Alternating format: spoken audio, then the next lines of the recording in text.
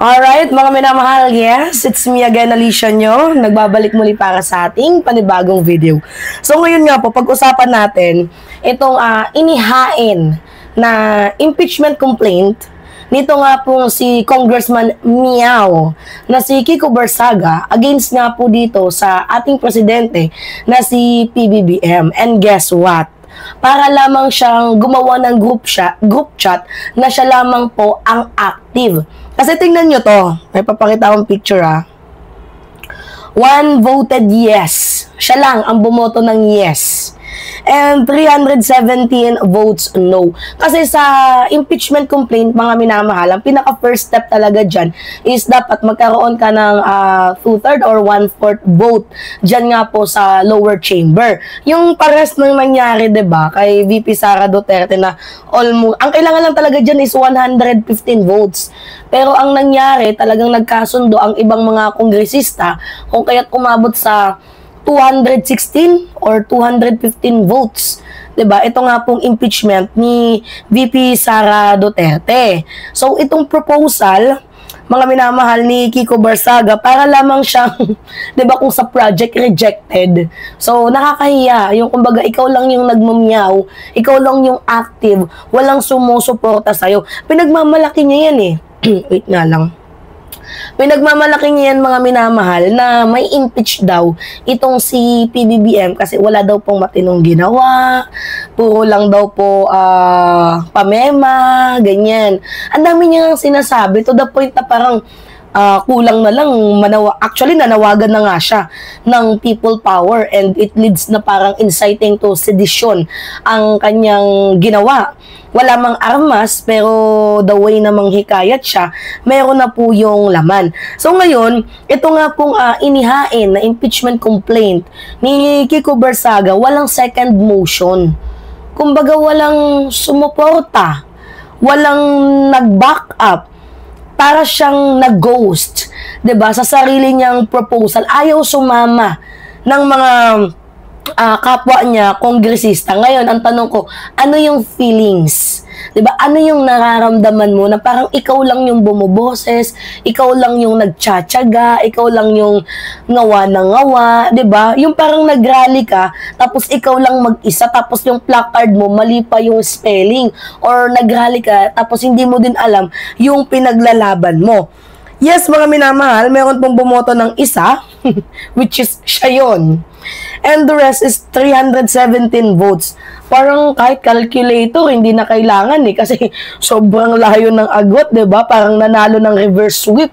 Ang nangyari nga po dito kay Kiko Barsaga, kahit yung calculator, abay pagod na magbilang kasi sobrang layo talaga ng agwat. Kumbaga sa boxing, parang tinapon na ng referee yung towel sa unang round pa lang kasi walang sumusuporta. Kasi tingnan nyo yes, we all know na tahimik si President Bongbong Marcos, pero nakikita naman natin na kinakalampag niya, 'di ba, ang ibang ahensya. For example, the DPWH. 'Di ba, dapat sana isunod din diyan yung Bureau of Custom, yung BOC, kasi talamak din ang corruption diyan. So, halos nga lahat ng mga kongresista and even mga senador nasusunog dito nga po sa ginawang trabaho ng ating presidente. And, syempre sa mga naniniwala sa good governance, maganda ang layunin ni President Bongbong Marcos. Hindi lang nagugustuhan ng iilan kasi meron silang pagiging, yung ugaling fanatiko, mga minamahal. Ngayon, ito yung pinakatanong natin, saan ba napunta yung mga tinaguriang di umano mga supporters mo? Or baka naman matapang lang kayo sa social media? Kasi merong ganun katulad ni Mike Romero, matapang lang sa SOCMED, headshot daw si PBBM. Pero ano yung nangyari, mga minamahal? Nung hinuli, nung dinampot, biglang napasabi na, si President Bongbong Marcos is the great president ever we had. Parang ang atake mukhang magiging loyalista na. Di ba kasi, can you imagine, nung nag-file siya ng impeachment, isa lang ang sumuporta, which is yung sarili niya lang. Well, nung si VP Sara Duterte finailan ng impeachment, sobrang dami ang sumuporta, trending agad. Ngayon, itong si Miao Miao, nag-trending lang po sa kanyang katangahan. 'Di ba, tahimik yung impeachment, walang sumuporta, parang wifi lang. 'Di ba? O, tahimik, wifi ng gobyerno sa probinsya, mahina. 'Di ba? So, ang problema kasi dito kay Kiko Barsaga, imbis na magtrabaho, ang ginagawa, puro eksena. 'Di ba? Imbis na mag-invest sa mga solusyon na, you know, yung solusyon ba para makatulong sa kanilang lugar, abay puro paandar, puro camera ang kanyang ginagawa. Hindi naman masama, to be honest, ang ang mag-imbestiga or magtanong. Pero kung bawat gising mo, gusto mo headline ka, hindi ka naman vlogger in the first place, abay, wag ka na lang mag-congressman. Maging content creator ka na lang. Kasi sobrang dami mo nga asikasuhin. For example, presyo ng bilihin, trabaho, disaster response. Pero ito yung ginagawa mo, trendsetter ka. Oo, pero wala namang sumusuporta sa'yo, nagpapatrend ka, pero wala namang laman.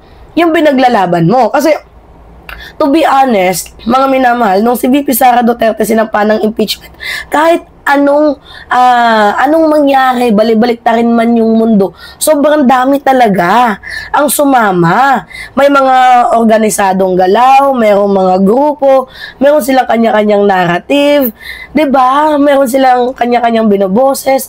Pero nung itong si Kiko Barsaga nag-file mga minamahal ng impeachment, parang nagmeow lang. 'Di ba, tahimik? Wala tayong narinig na kuda ng ibang kongresista. Talagang mukhang pati mga DDS sabay kinahiya itong si Kiko kasi nag-file ng walang sumuporta. Kumbaga sa yung second hand embarrassment, yun yung nangyari. Abay, kung ganito lang rin naman, mas maganda pang pakinabangan mo yung oras mo sa tama. 'Di ba? To be honest, mga minamahal, yung oras sana ni Kiko Barsaga, inilaan niya sa tamang forum, sa tamang oras, sa pagsisilbi sa mamamayang Pilipino. 'Di ba? Tulungan mo itong si House Speaker Martin Romualdez, gumawa kayo ng reforma, tumulong kayo sa mga oversight function, gumawa ng batas para nang magkaroon kayo ng silbi. 'Di ba? Kasi kung puro lang papogi, puro lang pa headline, 'di ba? Abay, hindi ka makakakuha ng respeto niyan kung ganyan. Kasi hindi naman ang usapin dito drama eh. Ang usapin natin dito resulta.